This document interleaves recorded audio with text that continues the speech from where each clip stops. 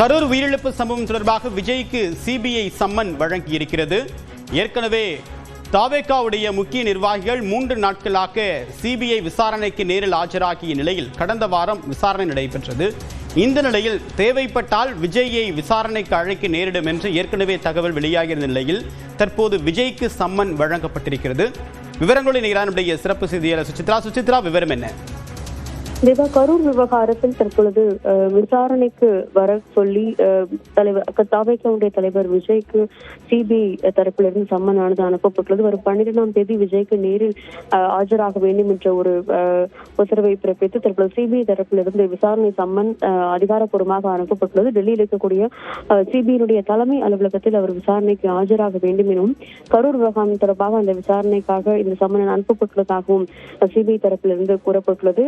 ஏற்கனவே தாவேகாவுடைய நிர்வாகிகள் புசி ஆனந்த், ஆதவ் அர்ஜுனா, நிர்மல்குமார் உள்ளிட்டோர் கடந்த 3 நாட்களாக கடந்த வாரம் சிபிஐ அலுவலகத்தில் விசாரணைக்கு ஆஜராகியிருந்த நிலையில் தற்பொழுது தாவேகாவுடைய தலைவர் விஜய்க்கு இந்த சம்மன் என்பதும் அனுப்பப்பட்டது மிக முக்கியமாக பார்க்கப்படுகிறது. குறிப்பாக இந்த கரூரினுடைய பேர உயிரிழப்புகள் தொடர்பான விசாரணை இறுதி கட்டத்தை எட்டியுள்ளதாகவும் அதன் அடிப்படையில் இறுதியாக அக்கட்சியுடைய தலைவரிடமும் விசாரணை நடத்தி அறிக்கை என்பது முழுமையாக சமர்ப்பிக்கப்படும் என்ற ஒரு தகவலையும் சிபிஐ அதிகாரிகள் தெரிவித்திருக்கிறார்கள். தேவா, இப்ப ஏற்கனவே தாவேகாவுடைய நிர்வாகிகள் ஆனந்த், ஆதவ் அர்ஜுனா, நிர்மல்குமார் போன்றவர்கள் நேரில் ஆஜராகி விளக்கம் கொடுத்தாங்க.